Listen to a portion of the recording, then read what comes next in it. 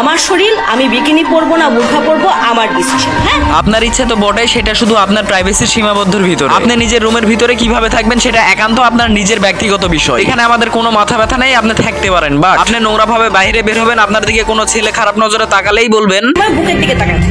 Y আপু, কেন একটা ছেলে আপনার বুকের দিকে তাকিয়ে থাকে? নিশ্চয়ই আপনি আপনার বুককে হেফাজত করতে পারতেছেন না, একটা ছেলের আকর্ষণ করতেছে বিধাই তো একটা ছেলে তাকাইতেছে। ওয়াই আপু, আপনি কেমন মেয়ে যে আপনার মুখের দিকে তাকাইতে গেলে আগে বুকের দিকে চোখ যায়? তাহলে এখন আপনি আপনার দিক থেকে চিন্তা করে দেখেন আপনার বুককে আপনি কি পরিমাণে আকর্ষিত করে রেখেছেন। আপনি খুলে নিয়ে বসে থাকবেন, একজন ছেলে হিসাবে সেই দিকে চোখ গেলেই দোষ। কোন হিসাবে উঁচু গলায় এরকম লজিকহীন কথাবার্তা বলেন মাথায় ধরেন। ওয়েট, এই আপুটার মতো এখন কিছু বখাটে আপুদের কোশ্চেন থাকবে, তাহলে বোরকা পরা মেয়েরা ধর্ষণ হয় কেন? এখন আমি বলবো ঠিক আপনার জন্যই বোরকা পরা মেয়েরা ধর্ষণ হয়। হ্যাঁ, ঠিক আপনার জন্যই। গ্রাম বাংলায় একটা কথা আছে, একের পাপে দোষের সাজা। আপনি শিক্ষিত হইলে বুঝবেন আশা করি। কথাবার্তা শুনে তো শিক্ষিত বলে মনে হয় না, কারণ যার মাথায় সুস্থ শিক্ষা আছে সে নিজের ইজ্জত অন্যকে দেখাবে বলে তো আমার মনে হয়। এবার যাই হোক, এখন মেন টু জি পাওয়ার পয়েন্টে আসা যাক। আমি ছোট কাপড় পরবো, খুলে রাখবো নাকি ঢেকে রাখবো এটা আপনার জন্য রাখবো না। আমি যদি খুলে রাখি আমার জন্য রাখবো, ঢেকে রাখলো আমার জন্য রাখবো। আপনি খুলে রাখবেন নাকি ঢেকে রাখবেন সেটা আপনার ব্যক্তিগত বিষয়, কিন্তু সেটা শুধু আপনার একান্ত রুমের ভিতরে। আপনি নোংরামো করেন সেটা আপনার রুমের ভিতরে আয়নার সামনে গিয়ে নিজে করেন, নিজে দেখেন। অন্যকে দেখার সুযোগ করে দিবেন, আবার অন্যরা দেখলেই দোষ। দেখেন ভাই, আপনি যদি এখন আমাকে প্রশ্ন করেন দেশ ধ্বংসের কারণ কি, তাহলে আমি বলবো এই মেয়েটা। এখন যদি আপনি আমাকে প্রশ্ন করেন দেশে ধর্ষণের হার বৃদ্ধি হওয়ার কারণ কি, আমি বলবো এই মেয়েটা। ভবিষ্যতে একটা প্রজন্ম ধ্বংসের দিকে চলে যাবে এইরকম মেয়ে নামের কলঙ্কদের জন্য। এইরকম নোংরা মেয়েরা তরুণ প্রজন্মের মেয়েদের কাছে যেরকম ভাবে প্রেজেন্ট হয়, যেরকম ভাবে কথাবার্তা বলে তাদের ব্রেনটা ওয়াশ করতেছে, এই মাইন্ডসেটের ভিতরে যে সকল তরুণ প্রজন্মের মেয়েরা ঢুকবে ভবিষ্যতে গিয়ে একটা জাতিকে ধ্বংস করার জন্য এইরকম কিছু মেয়েই যথেষ্ট। আল্লাহ মাফ করুক, এরকম ভয়াবহ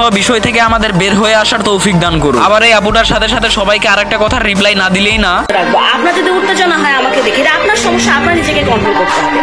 সত্যি কথা বলতে বোরকা পরা মেয়েদেরকে দেখলে উত্তেজনা তো দূরের কথা, মাথা অটোমেটিক নিচে চলে যায়। আর বোরকা পরা মেয়েদের দিকেও যে সকল ছেলেরা খারাপ নজরে তাকায়, আমি বলবো তার খারাপ নজর দেওয়ার পিছনে সে দূষিত বটে, তার থেকে বড় দোষী আপনি নিজে। এখন বলেন কিভাবে? আপনি যে নোংরা পোশাক পরে বাইরে বের হন, আপনার নোংরা পোশাক দেখে একটা ছেলের মাইন্ডসেটের ভিতরে খারাপ কিছু গেঁথে গেছে, আপনাকে দেখে সিডিউস হয়ে আপনাকে না পেয়ে অন্যকে দিয়ে সে তার শূন্যতা পূরণ করার চেষ্টা করে, তাহলে কি দোষী এখন আপনি হইলেন না? বর্তমানে বাংলাদেশে 78% ধর্ষণ হয় ছেলে মেয়ে উভয়ের ইচ্ছায়। গ্রেপ্তার ও আইনের আওতায় আনা হয় শুধু ছেলেদের। উত্তেজিত কি ছেলে শুধু একাই ছিল? প্রশ্ন থেকেই যায়। আবার এই আপুটার কথা অনুযায়ী বাংলাদেশের ছেলেরাই কনফিউজ। বাংলাদেশে বেটা মানুষ খুব কনফিউজ, এরা আসলে জানে না যে কথা বলার সময় চোখের মনি কোথায় রাখবে।